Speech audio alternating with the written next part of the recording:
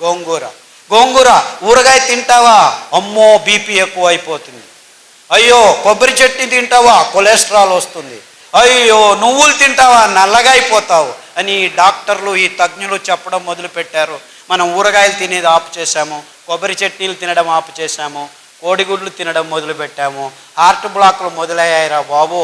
16 ఏళ్లకే heart attack వచ్చి చచ్చిపోతుంటే ఏం చేయాలో తెలియదు. హార్ట్ అటాకు వెరీ డేంజరస్ అని లెక్చర్ల మీద లెక్చర్లు ఇస్తున్నారు, కానీ ఒక్క హార్ట్ అటాక్ నిలవట్లేదు. 16 ఏళ్ళకు హార్ట్ అటాక్ ఏమిటి, 20 ఏళ్లకు బీపీ ట్యాబ్లెట్లు ఏమిటి అని ఒకడు ప్రశ్నించట్లేదు. మీరు చేయాల్సింది ఇంతే. ఒక వారం సొరకాయ, ఒక వారం దోసకాయ, ఒక వారం బూడిద గుమ్మడికాయ జ్యూస్ తాగొని పొద్దున తాగండి. 9 వారాల్లో 95% బ్లాక్ ఉందని మొన్న విజయవాడకి వెళ్ళాం. విజయవాడలో కదండి, 8 మంది ముస్లిం సోదరులు ఆసుపత్రిలోకి వెళ్తే ఆపరేషన్ చేసినా మేము గ్యారెంటీ ఇవ్వలేము, ఏం చేయాలో తెలియదు, చెయ్యి ఇలా ఎత్తలేము, కాలు ఇలా ఎత్తలేము అని వెళ్తే ఇలా చెప్పి పంపించేశారు. స్టంట్ వేయలేము, ఏమి చేయలేమని. మీ లెక్చర్లు విని దోసకాయ రసము, గుమ్మడికాయ రసము, బూడిద గుమ్మడికాయ రసము మీరు 9 వారాలని చెప్పారు. యాక్చువల్లీ 6 వారాలకే మాకు శక్తి వచ్చేసింది, నడవడం మొదలు పెట్టాము.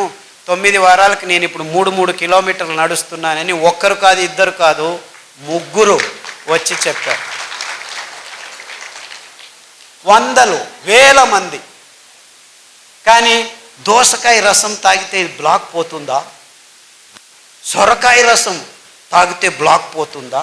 సొరకాయ అంటే ఎలా ఉంటుంది? సొరకాయ అంటే సొరకాయలాగా ఉంటుంది.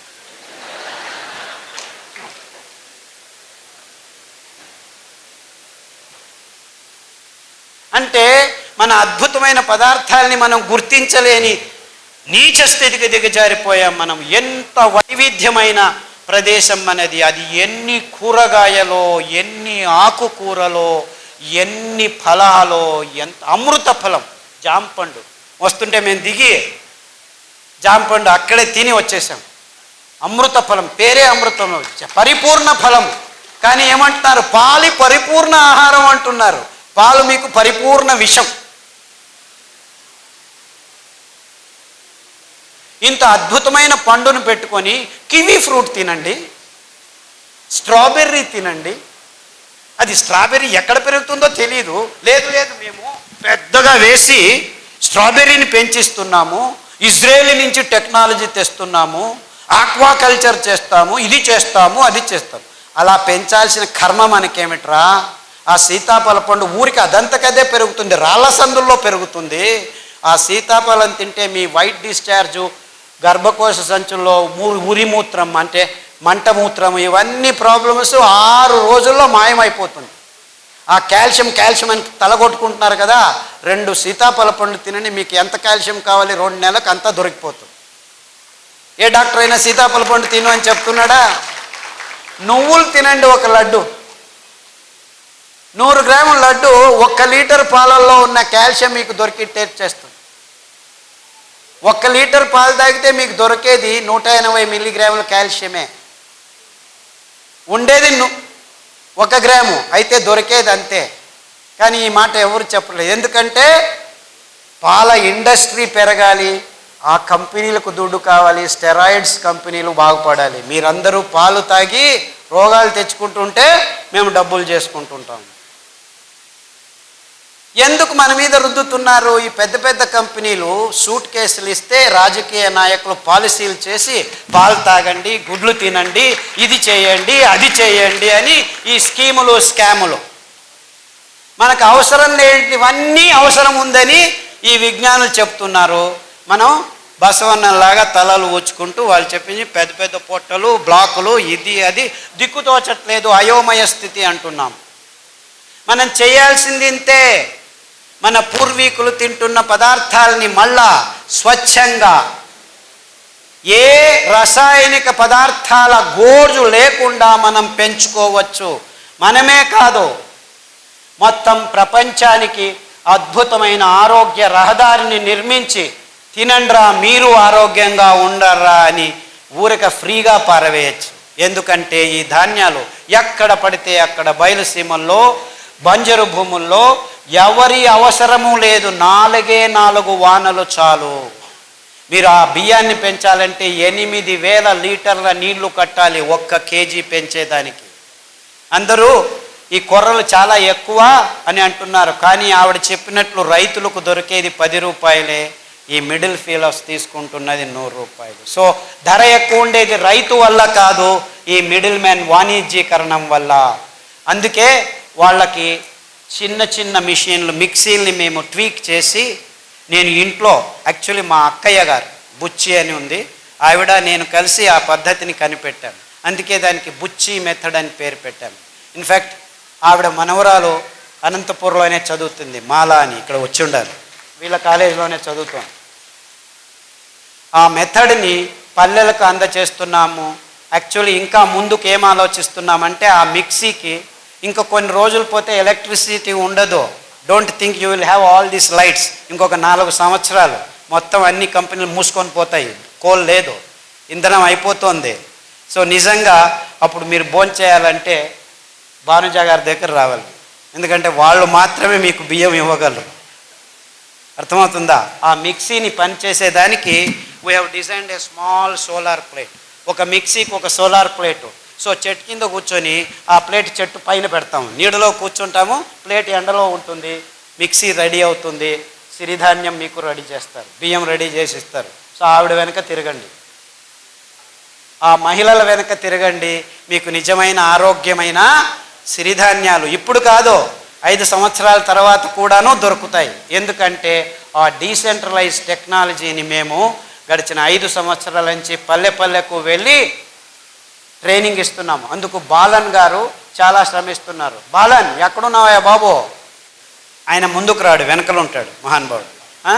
బాలన్ అని ఆయన ప్రతి పల్లెకు వెళ్ళి ట్రైనింగ్ ఇస్తున్నాడు. అంతేకాకుండా మైసూర్లో ఒక చిన్న పల్లెలో 5 ఘటకం అంటే 5 మిక్సీలు చిన్నగా వచ్చిన వాళ్ళందరికీ, వేరే వేరే ఊర్ల నుంచి వచ్చిన వాళ్ళకి ట్రైనింగ్లు ఇస్తూ ఉంటాం మేము. ఎందుకంటే ఈ ధాన్యాన్ని పెంచేది ఒకవైపు అయితే, ఈ మిషన్ల చేతుల్లో చిక్కుకొని మళ్ళా అందరం ఈ కంపెనీల కపిముష్టికి వెళ్లకుండా ఉండాలని డీసెంట్రలైజ్డ్ టెక్నాలజీ, అప్రోప్రియేట్ టెక్నాలజీ అని తయారు చేశాము. ఇప్పుడు పల్లెల్లోనే మీరు బియ్యాన్ని తయారు చేసుకోవచ్చు. పల్లె ప్రజలకి ఇది చాలా అవసరం.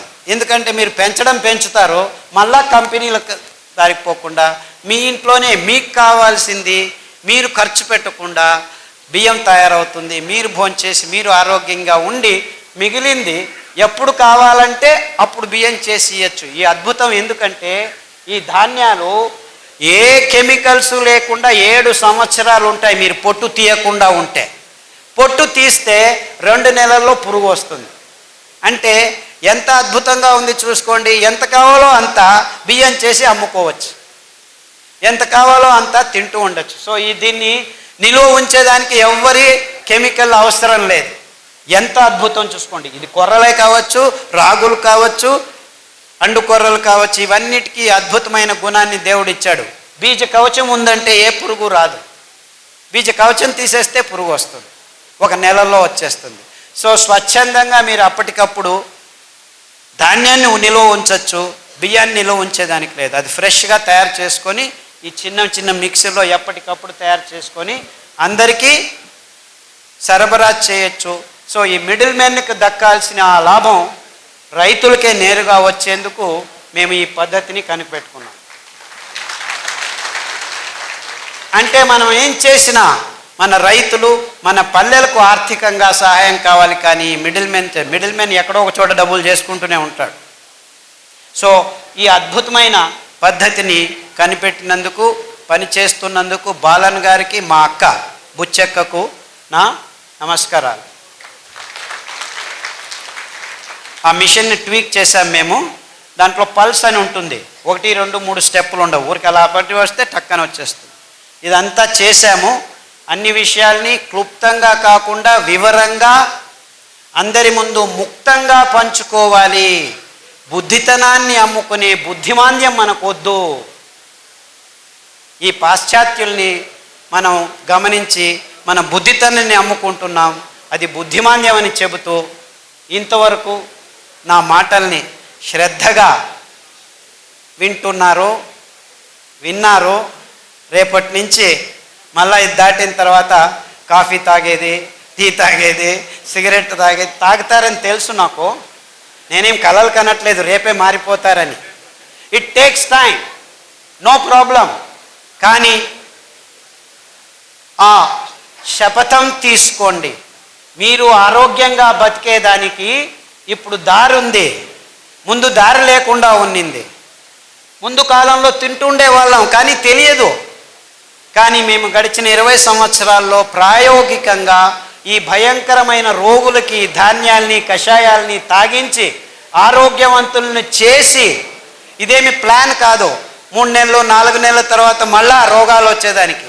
ఈ ఆహారాన్ని మీరు సతతంగా తింటూ ఉంటే మీ దేహం ఆరోగ్యంతో 1 సంవత్సరం కాదు, 2 సంవత్సరాలు కాదు, మీరు 100 సంవత్సరాలు బ్రతికుంటే 100 సంవత్సరాలు ఆరోగ్యంగా ఉండొచ్చు అని చెబుతూ సెలవు తీసుకుంటున్నాను. అందరికీ నమస్కారం. మీరు అందరూ కాఫీలు టీలు తాగడం ఆపు చేయండి. రాగి పాత్రల్లో నీళ్లను ఉంచి దానిలతో వంటలు చేసుకోండి.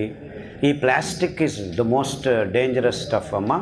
అండ్ మన ఇబ్బందులు అక్కడితో ఆగట్లేదు కదా. మనం ప్లాస్టిక్ పెన్నాలు, ప్లాస్టిక్ లోటాలు, ప్లాస్టిక్ బ్రష్లు, ప్లాస్టిక్ డైపర్లు, ఒకవైపు నుంచి కాదు అన్ని వైపుల నుంచి ప్లాస్టిక్ మనం పిల్లలకి మనకు చాలా ఇబ్బందులు ఉన్నాయి. Plastic is a very dangerous stuff. So మీరు దాన్ని వాడటం ఆపు చేయాలి. దానికి పర్యాయంగా ఎన్నో విషయాలు చెప్పాము. రాగి పాత్రలో నీళ్ళు, కషాయాలు, వేరుశనగ నూనె అప్పుడప్పుడు తాగుతూ ఉండండి, వారానికి ఒకసారి. కొబ్బరి నూనె ఈ హెయిర్ ఫాల్కి సంబంధించిన. గోధుమల వల్ల చాలామందికి ఇబ్బందులు ఉన్నాయి. ఆ సిలియాక్ డిసీజెస్ అని అబ్జార్ప్షన్ కెపాసిటీనే చాలా తక్కువ. ఈ గ్లూటెన్ పదార్థం గురించి దాని గురించి ఎక్కువగా ఏ డాక్టర్లు మాట్లాడరు. యాక్చువల్లీ గోధుమలో ఉన్న gluten is the most deadly protein. We should be avoiding it and not much discussions about it. People do not talk about it because that is the staple food ga ee fertilizer companies prapanchaనికి అంతా తినిపిస్తున్నాయి. So దాంట్లో ఉన్న ఇబ్బందుల గురించి ఎవరు చెప్పట్లేదు. ఏమైనా తిని ఈ మందులు తీసుకోనే స్థితికి వచ్చారు ఈ డాక్టర్లు, which is a very bad condition. So జాగ్రత్తగా వాడండి. వారానికి ఒకసారి నువ్వుల లడ్డు అందరూ తినండి, చాలా మంచిది. ఎందుకంటే అందులో చాలా మంచి విటమిన్లు ఉన్నాయి. కాల్షియం, అద్భుతమైన కాల్షియం. అంటే 100 గ్రాముల్లో మీకు 1 లీటర్ పాలల్లో ఉన్న కాల్షియం దొరికేస్తుంది. సో వారానికి ఒకసారి నువ్వుల లడ్డు తింటూ ఉంటే it is also actually anti carcinogenic. చాలా అద్భుతమైన పదార్థం. తాటి బెల్లం, చక్కెర బెల్లం, చెరుకు బెల్లం వద్దు. నేను చెప్పేది అంటే చిన్నపిల్లలకి తలనొప్పులు ఉంటే మీరు పొద్దున్న లేచి ఆ సూర్యుడిని ఉదయించినప్పుడు సాయంకాలం చూపిస్తే ఒక 2-3 నెలల్లో బాగవుతాయి. చాలా మటుకు తలనొప్పులు బాగవుతాయి. సార్ కరెక్ట్గా చెప్పాడు. యాక్చువల్లీ చిన్నపిల్లల తలనొప్పులు కంటి సమస్యల వల్లనే వచ్చేది. అవి ఈ కషాయాలు దీనిల వల్ల చాలా మటుకు బాగవుతాయమ్మా. ఎస్పెషలీ గోంగూర కషాయం, పుదీనా కషాయం, శతపుష్పి కషాయం, ఇవన్నీ ఆ కళ్ళలో ఉన్న మైక్రో యాంజీనా ప్రాబ్లమ్స్ అంటారు. అంటే రక్తనాళాలకు సంబంధించిన పెద్దవి, చిన్నవి, మరీ చిన్నవిగా ఉన్న దానిలో రక్తం సరిగ్గా ప్రసారం కాకుండా జరుగుతుంది. సో దాన్ని మనం స్థూలంగా ఈ కషాయాల నుంచి బయటపడవచ్చు. అరికలు మూల ఆహారం అండి. ఆర్క పేరే సూర్యుంది. సో మానసిక రోగాలకి, అస్వస్థతకు మూలంగా అరికలు చాలా బాగా ఉపయోగపడతాయి. అరికలు 3 రోజులు, సామెలు 1 రోజు, మిగిలిన ధాన్యం ఒక్కొక్క రోజు వాడుతూ అరటి బోధ కషాయం చెప్పాను నేను. యాక్చువల్లీ నిద్రలేమికి, ఈ మానసిక రోగాలకి అన్నిటికీ, స్ట్రెస్, డిప్రెషను, యాక్చువల్లీ చాలా రకాలుగా ఉంది. ఇప్పుడు సమాజంలో మనకు ఎక్స్పెక్టేషన్స్ ఎక్కువైపోయి వేరు విధాలు తక్కువైంది. We are not equipped with what we need to achieve. కానీ అంబిషన్స్ మాత్రం ఎక్కువ ఉన్నాయి. సో దానివల్లను ఫ్రస్ట్రేషన్స్ ఎక్కువ అవుతున్నాయి. That is the main reason. So parents, సమాజం, ప్రజల్లో ఈ లేనిపోని ఆశలను రేకెత్తించకూడదు. అంటే ప్రతి ఒక్కరూ ప్రైమ్ మినిస్టర్ కావాలంటే అవుతుందా? లేదు కదా. అలాగే ప్రతి ఒక్కరూ ఇంత అలాంటి కాకుండా మనం సమాజంలో మాటలు భూమి మీద ఉండాలి, మనం నేల మీద ఉండాలి. అందరికీ లేనిపోని ఆశలను కల్పించకూడదు. సో మన జీవితాన్ని ఉన్నది ఉన్నట్టు చిత్రీకరణ చేసుకుంటూ ఉంటే మనం ఈ ఆశల సౌధాలని కట్టకుండా ఉంటే మనకు కోరికలు ఎక్కువ అవటం వల్ల మనకు ఇబ్బందులు ఎక్కువ అవుతాయి. సో నిరాశ ఎక్కువైనంత కొద్దీ, ఫ్రస్ట్రేషన్స్ ఎక్కువైన కొద్దీ మానసిక వికారాలు చోటు చేసుకుంటాయి. సో మన పిల్లలకి మనం నిజాన్ని, ఎక్కువ ఆశల్ని రేపించకుండా సగటు జీవితం అంటే బ్యాలెన్స్డ్ లైఫ్ని మనం అందజేస్తూ ఉండాలి. సో మన మాటలు, చేతలు ఆ రీతిలో ఉంటే ఈ ఇబ్బందులు ఉండవు. కానీ ప్రస్తుతం ఈ పాశ్చాత్యాన్ని అనుకరించి మనం లేనిపోనివన్నీ మాట్లాడుతూ ఈ సినిమాలు, ఈ ప్రకటనలు ఇవన్నీ చాలా భయంకరంగా ఉన్నాయి. సో ఈ కల్చర్ నుంచి బయటపడాలి మనం. అంటే ఈ సినిమాల culture is very funny culture. మనం ఇప్పుడు సినిమాల్లో జీవనం చేస్తున్నాం. It is non sense actually. Serials ఇవన్నీ మనం బయటపడాలి.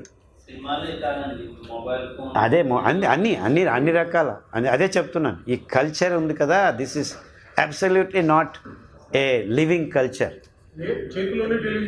చేతిలోనే టెలివిజన్. ఎస్,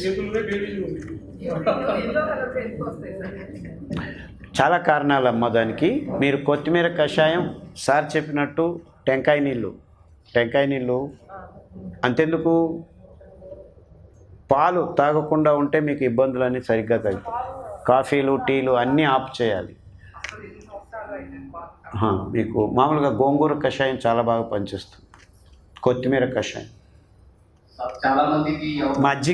మజ్జిగ సార్ ఎప్పుడో చెప్పాడు, క్లియర్గా మజ్జిగ, కొబ్బరి నీళ్ళు ఆల్మోస్ట్ మూత్రపిండాల రోగాలు చాలా మటుకు ఇబ్బందులు తగ్గుతాయి. కొబ్బరి నీళ్ళు చాలా మంచిది. గోంగూర కషాయం, కొత్తిమీర కషాయం, పునర్నవ కషాయం ఇవి చాలా బాగా పనిచేస్తాయి.